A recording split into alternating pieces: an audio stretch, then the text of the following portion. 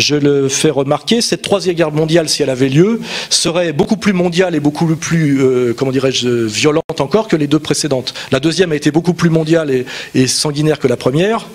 Et la troisième serait encore plus mondiale et sanguinaire que la troisième. C'est facile à réfléchir en termes d'alliance et de théorie des dominos.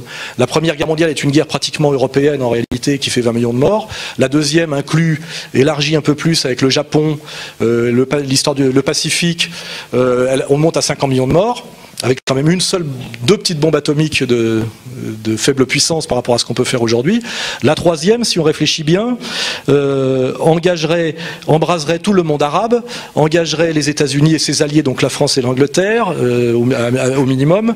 En face, les Russes seraient obligés d'y aller. Les Chinois sont un peu partie prenante, à part les Indiens qui pourraient peut-être échapper au truc, ça serait, et les moyens de destruction qu'on a aujourd'hui avec la prolifération atomique, etc.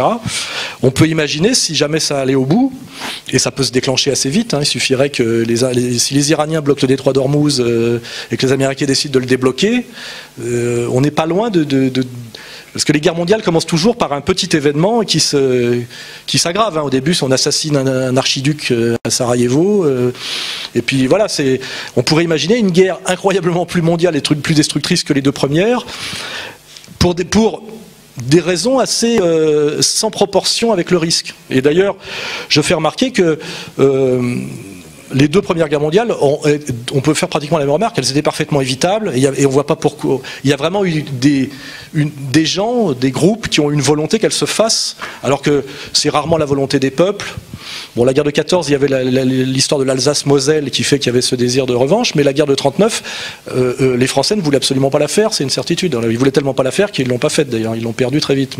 Mais il y a quand même des groupes, des minorités, des élites qui poussent à la guerre de façon incroyable, sachant peut-être que c'est eux qui la font faire, mais que c'est pas eux qui y meurent. Voilà, il y a quand même cette constante en général, c'est que ceux qui déclenchent les guerres sont pas ceux qui vont y mourir.